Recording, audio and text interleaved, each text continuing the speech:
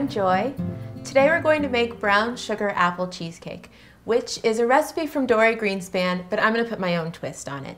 Instead of making a round cheesecake, I'm going to make cheesecake squares with apple and brown sugar, and it's just going to be delicious. But here's how I like my cheesecake. Lots of crust, little cheesecake, and lots of apples on top. So for this recipe, I'm going to use the full recipe for the crust and the apple filling, and then half of the recipe for the cheesecake filling. So let's get started. I'm going to start with the crust, which is 30 store-bought ginger snaps, half of a stick of melted butter, brown sugar, and cinnamon.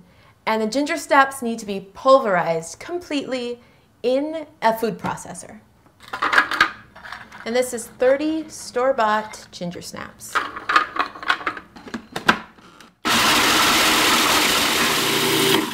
This will end up being about 2 cups of ginger snaps. So if you want to use graham crackers, you would use 2 cups of graham cracker crumbs. To the ginger snaps, I'm going to add half of a stick of melted butter, 2 tablespoons of brown sugar, and half of a teaspoon of cinnamon.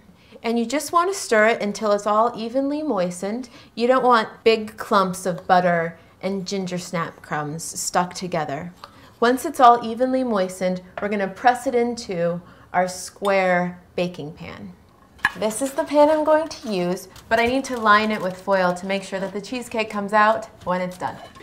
So the pan's not so pretty just lined in foil, but hopefully it'll be pretty when it comes out.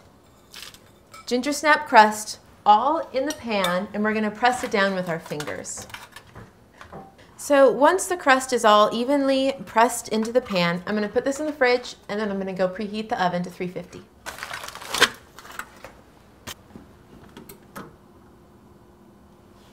So the oven is preheating. I have the crust in the refrigerator cooling, and while that's all set, we need to peel and core these apples so I can get them in the pan. I'm using 2 Fuji apples and 1 Gala apple. I would use 3 Fuji apples if I could because they're a little bit more firm. That means when you put them over fire with butter and sugar, they keep their shape a little bit better.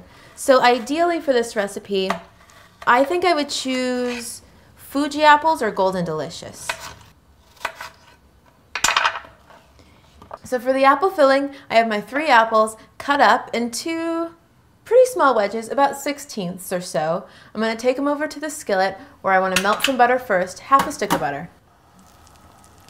Before you put the apples in, I want some of this butter foam to subside just a little bit. It will help the apples caramelize.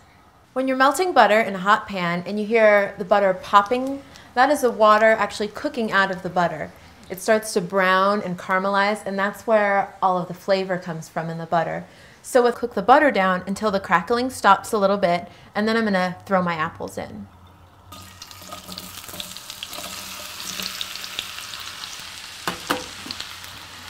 Just want to try to get the apples down into one even layer so that all of the apples are sort of touching the hot pan in some way. So the apples are cooking down in the pan right now. I'm going to give them about just another minute, and then I'm going to put my brown sugar on top. This is 2 tablespoons of light brown sugar. I'm going to let this sit for about maybe another minute.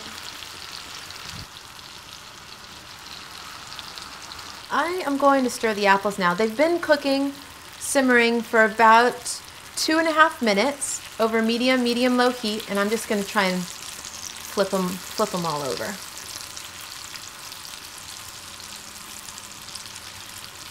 Oh yeah.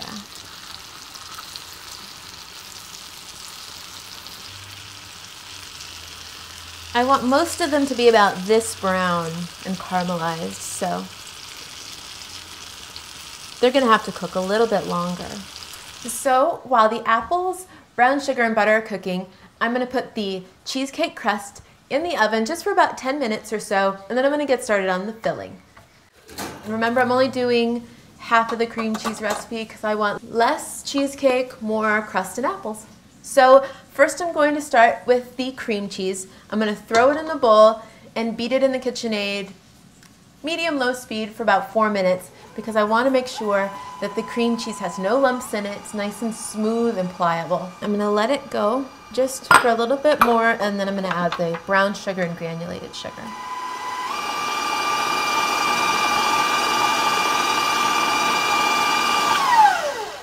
Okay, so cream cheese on medium speed all by itself for about 4 minutes, and then brown sugar and granulated sugar, medium speed also, for about 2 minutes in the KitchenAid, and we have nice fluffy sugary cream cheese. Now I'm going to add cinnamon, a teaspoon of cinnamon, and a teaspoon of vanilla extract.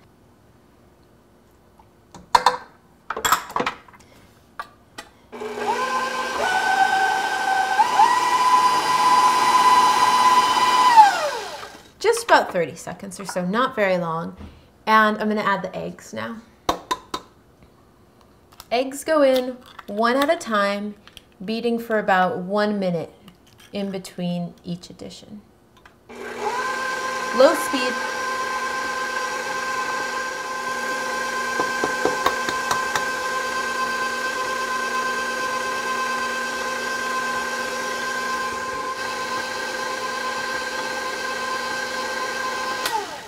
So we're almost done. Lastly, we have to add in our sour cream and the heavy cream. I put them in the same container, so it's all in there. I'm just going to turn this on for low speed just for a minute. So I think it's done. Take it off and just mix it by hand.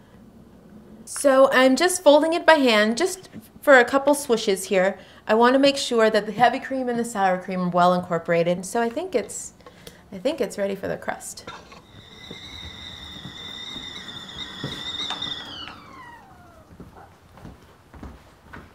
Okay, so we have a kettle of boiling water here because we're going to cook this cheesecake in a water bath. But first, let me put the cheesecake batter into the crust.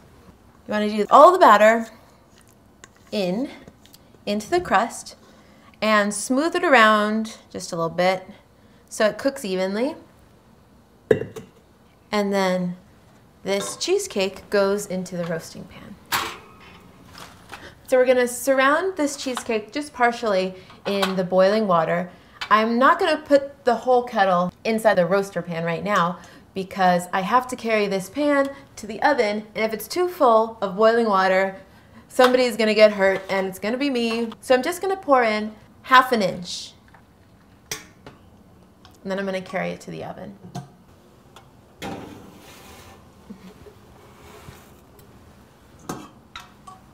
So my cheesecake was in the oven for about 45-50 minutes, and I could tell that it's done because there was an even rise across the whole surface of the cheesecake, and when I jiggled the cheesecake, there was barely a jiggle, just a small jiggle in the center of the cheesecake, and that means that the cheesecake itself has set pretty well in the oven. After about an hour at room temperature, I'm going to put it in the refrigerator for about 6 hours, at least 6 hours. It's even better if you can leave it overnight. Once it's completely cool, I'm going to top it with the yummy apples, cut it up into squares, and eat it. So that's it. Thanks for watching my first podcast. If you have any questions or comments, I would love to hear from you, and I'll see you next time.